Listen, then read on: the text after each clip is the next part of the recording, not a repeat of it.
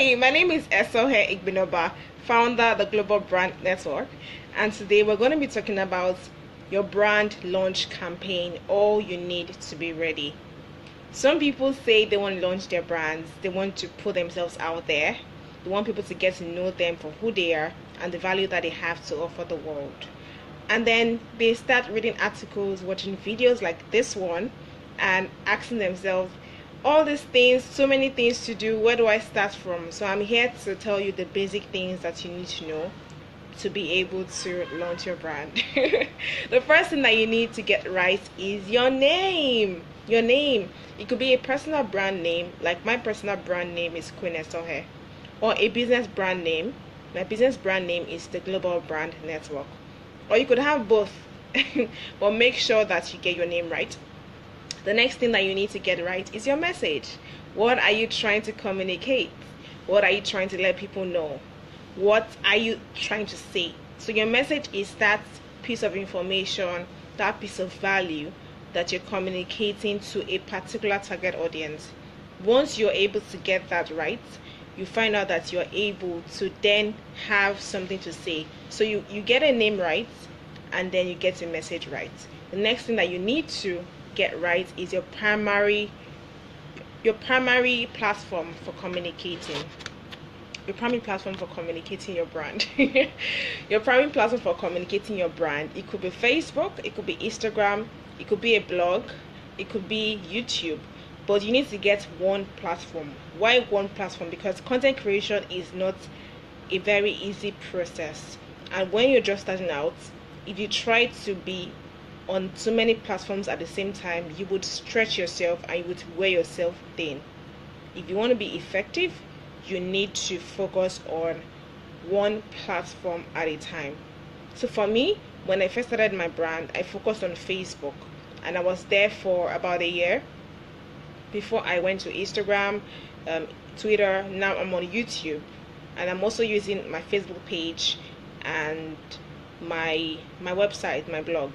So now I use about 5-8 platforms, but I didn't do that in my first year because it was only me, and I couldn't afford to produce content for more than one platform. So what I did is I focused on one platform, and I stayed there long enough until I was able to build a name for myself, build a following, build influence, and then replicated it on other platforms. So I would advise that you start with one platform and dominate that platform. Have a major platform that you are on and dominate that platform. Over time, as you stretch your capacity, you can then go to other platforms and share your content there. The next thing that you need to have right is your marketing message. Now, I said that your message is a piece of information or a value that your brand is communicating to a particular target audience. So that's the overall message. But your marketing message is what you're trying to communicate for the now. So for me, my total message is more about how to use storytelling to grow your brand, grow your personal brand, build a global brand. That is my entire core message.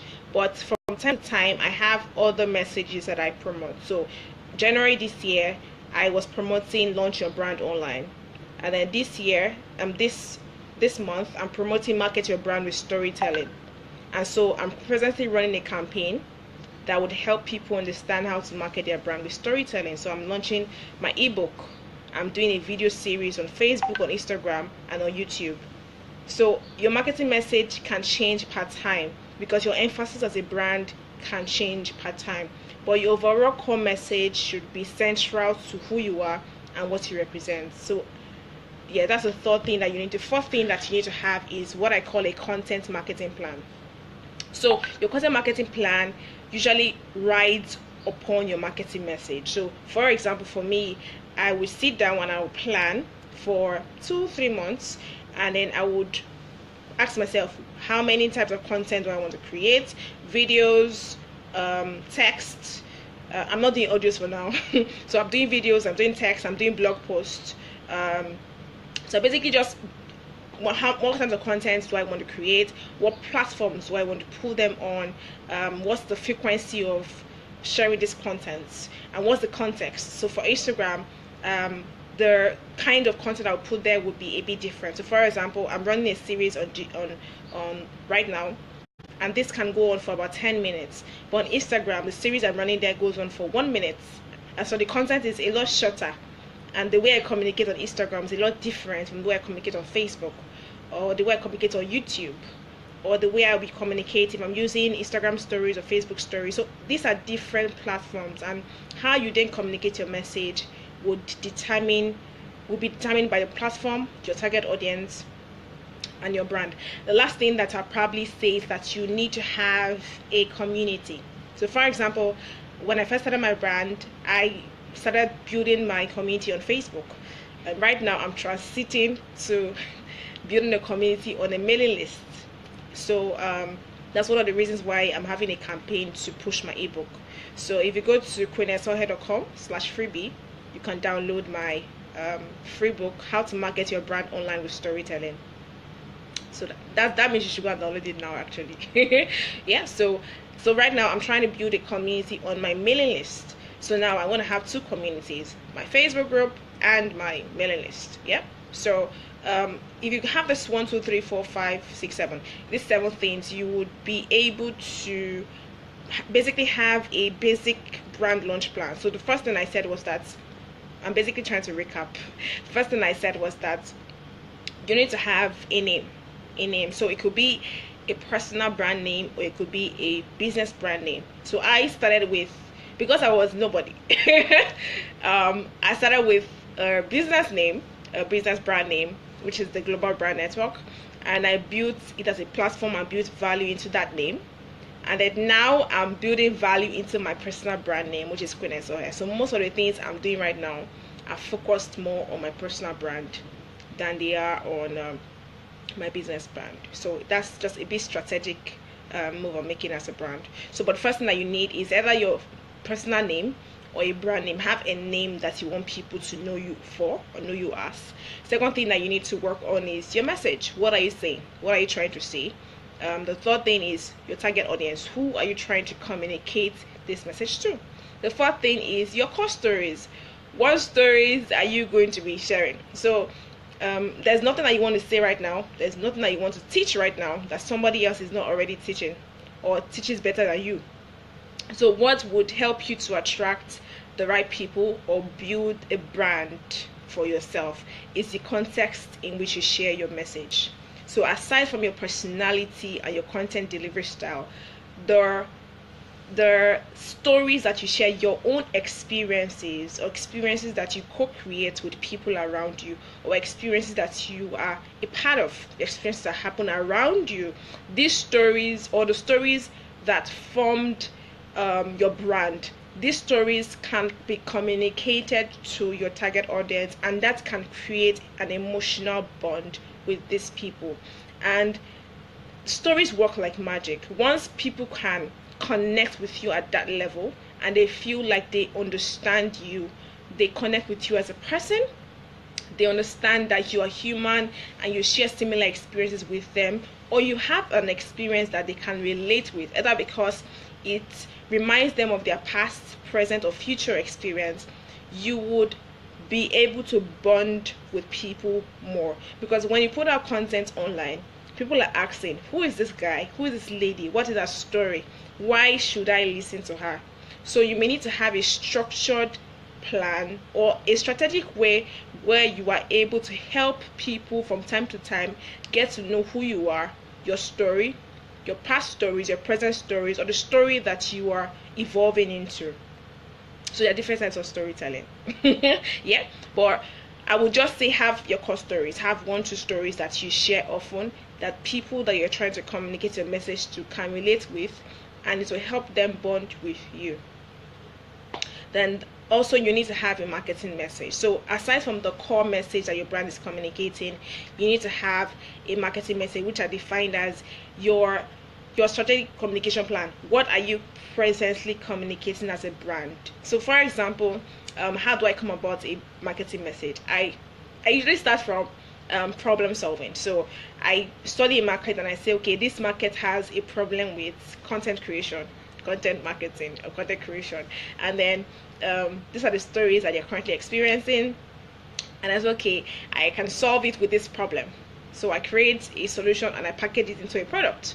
And then okay, I need to communicate this solution to this audience, because this audience may not even be aware that they have a problem.